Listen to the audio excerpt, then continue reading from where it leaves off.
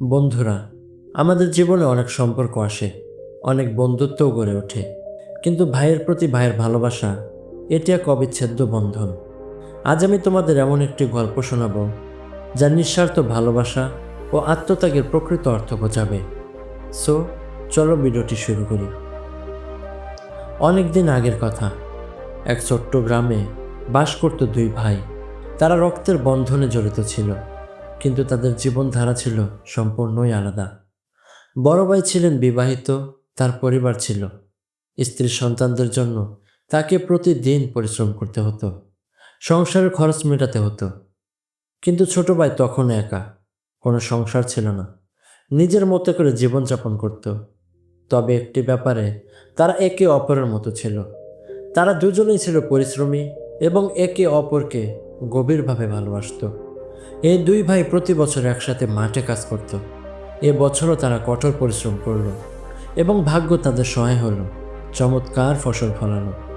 ফসলের স্তূপ দেখে তার আনন্দে আত্মহারা হয়ে গেল। সারা বছর কষ্ট যেন সার্থক হয়ে উঠল। কিন্তু এই আনন্দের মাঝেও একটা চিন্তা তাদের হৃদয়ে দোলা দিল।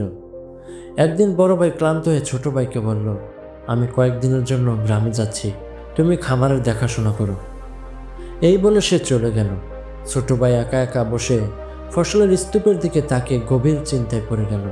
সে ভাবতে লাগলো, আমার তো কোনো সংসার নেই, এত শস্য আমার একার নিয়ে কি হবে? কিন্তু বড় ভাইয়ের তো পরিবার আছে, তার অনেক দায়িত্ব, তার এই ফসলগুলো বেশি দরকার। এই চিন্তা থেকে সে গভীর রাতে নিজের অংশ থেকে 10 বস্তা শস্য চুপি চুপি বড় ভাইয়ের ভাগে রেখে দিল। পরদিন বড় ভাই ফিরে এলেন। ছোট ভাই তখন গ্রামে ছিল, তাই সে একাই মাঠে গেল এবং ফসলের স্তূপের দিকে তাকিয়ে ভাবল, আমার সংসার আছে, কিন্তু আমার ছোট ভাই তো একা, তার পাশে কেউ নেই। ভবিষ্যতে তো তার বেশি ফসল দরকার হবে। এই ভাবনায় সে নিজের অংশ থেকে 10 বস্তা শস্য চুপচাপ ছোট ভাইয়ের ভাগে রেখে দিল। পরদিন সকালে দুই ভাই একসাথে মাঠে এলো এবং তারা দুজনেই ফসলের স্তূপ দেখে অবাক হয়ে গেল। তারা লক্ষ্য করল, ফসলের স্তূপের পরিমাণ আগের মতোই আছে। তারা তো দুজনেই একে অপরের জন্য শস্য সরিয়ে রেখেছিল, তাহলে এটা কিভাবে সম্ভব? কিন্তু যখন তারা একে অপরের চোখের দিকে তাকালো, তখন আর কিছুই বুঝতে কারোরই বাদ রইল না। দুজনেই কিছুক্ষণের জন্য নীরব হয়ে গেল, কেউ কারোর দিকে তাকাচ্ছিল না। এইভাবে কিছুক্ষণ থাকার পর দুজনেই মুচকি হাসি দিয়ে তারা একে অপরকে জড়িয়ে ধরল। ওই মুহূর্তে কোনো কথা বলার কোনো প্রয়োজন ছিল না, কারণ তাদের হৃদয়ে বলে দিচ্ছিল ভালোবাসার প্রকৃত অর্থ। বন্ধুরা, এই গল্পটি আমাদের শেখায়, ভালোবাসা মানে শুধু কিছু পাওয়ার নাম নয়, বরং কিছু দেওয়ার মধ্যেই প্রকৃত সুখ লুকিয়ে থাকে।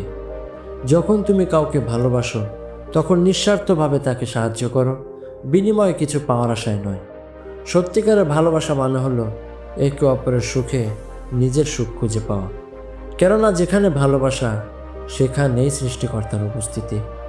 বন্ধুরা, যদি গল্পটি তোমার হৃদয় ছুঁয়ে যায়, তাহলে নিঃস্বার্থ ভালোবাসার শক্তিকে গ্রহণ করো এবং তোমার চারপাশে ছড়িয়ে দাও।